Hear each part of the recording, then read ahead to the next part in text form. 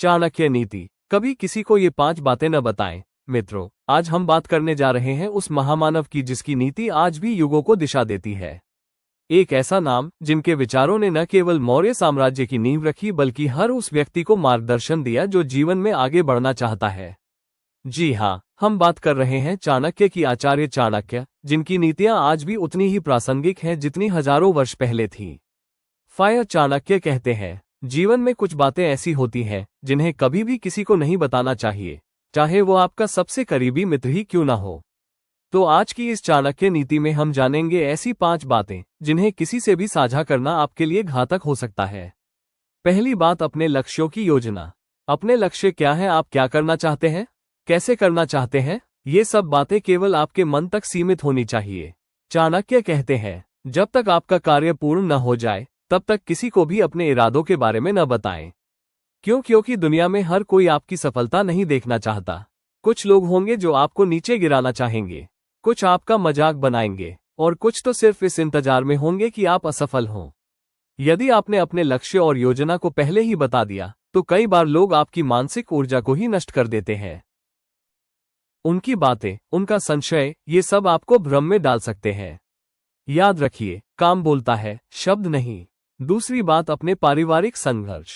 हर घर की एक कहानी होती है, हर परिवार में परेशानियां होती हैं। लेकिन चाणक्य कहते हैं, अपने पारिवारिक दुखों को कभी भी दूसरों के सामने न रखें। दुनिया को आपके आंसुओं से कोई फर्क नहीं पड़ता। कुछ लोग सहानुभूति दिखाएंगे लेकिन भीतर से आपका मजाक बनाएंगे। कुछ लोग आपकी कमजोरी को अपना हथियार बना लेंगे। एक बार सोचिए, यदि आप अपने पारिवारिक क्लेश, अपने रिश्तों की दरार, अपनी आर्थिक समस्याओं को सबके सामने रख देंगे तो क्या होगा? आपका सम्मान कम होगा, लोग आपको दया की दृष्टि से देखने लगेंगे और सबसे बड़ा खतरा, लोग आपके विश्वास को तोड़ सकते हैं। तो दोस्तों, अपने घर की बातें घर में रखें, समाधान ढूंढें, शिकायत नहीं फैलाएं। तीसरी बात, अपने प्रेम संबंध या निजी रिश्ते। प्रेम एक पवित्र भावना है, लेकिन जब ये सार्वजनिक हो जाए तो उसका स्वरूप बदल जाता है। चाणक्य कहते हैं, अपने प्रेम संबंधों को गुप्त रखना चाहिए।